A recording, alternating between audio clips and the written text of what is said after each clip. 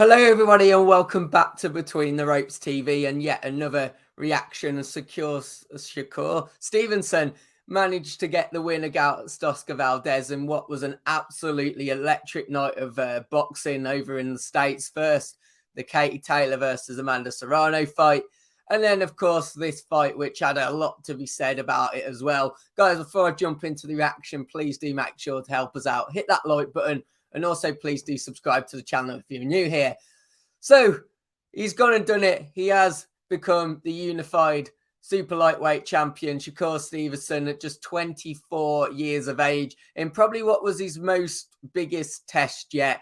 Obviously, coming up against Oscar Valdez, as I said in the fight preview, this guy had a lot of power. You know, he had a lot of power that he could offer. He was unbeaten. This was going to be a new test, but not only did obviously Shakur Stevenson not get stopped, he pretty much dominated the fight. The scorecards were unanimous and they were heavily in favor of Shakur. And to be honest, you could see why. He dominated from start to finish and he really did deserve to become the unified champion. And just 24 years of age, you do wonder what's next for him. But on this performance itself, it was impressive. We saw how quick his hands are. We saw the speed. We saw all the good attributes that we know have made this guy perhaps the new face of the pound-for-pound talk. People are already throwing his name in pound-for-pound discussions, and at just 24 years of age, I still don't think it's unfair. I really don't, because he is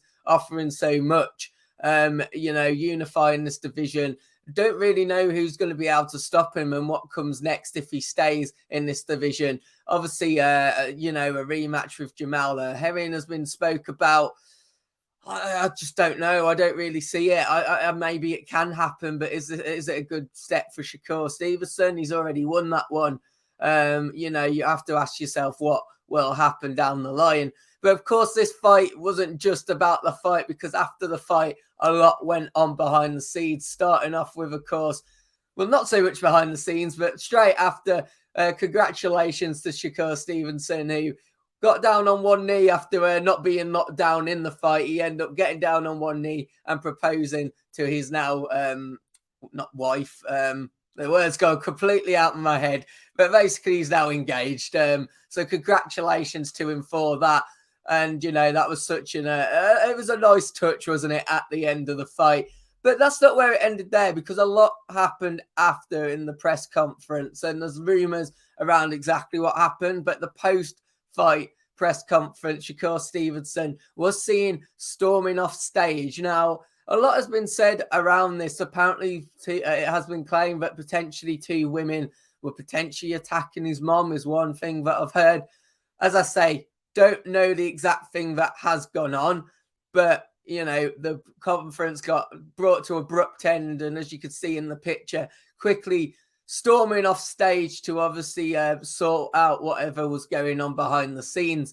But of course, it was a massive night at the MGM, which really topped off a great night of boxing. Of course, Taylor Serrano, which happened in New York, was obviously massive in itself as well. And it was just a top night, wasn't it? It really was a top night for boxing. I mean, obviously going back to Shakur Stevenson, you ask yourself what next, guys, and that's what I'm really interested in to hear from you guys. Do you think he now maybe has to step up in the division, maybe going up a division? Does he stay where he is? Is there still possible fights that he can have at this division? I'm a bit stumped, to be honest. I really don't know what is next for this fighter, Shakur Stevenson. I don't know where he goes from here. I don't know what he should do next. I suppose he's already dominated this division. So do you go up? Of course, if he does go up, though, he's going to start facing a bit more power.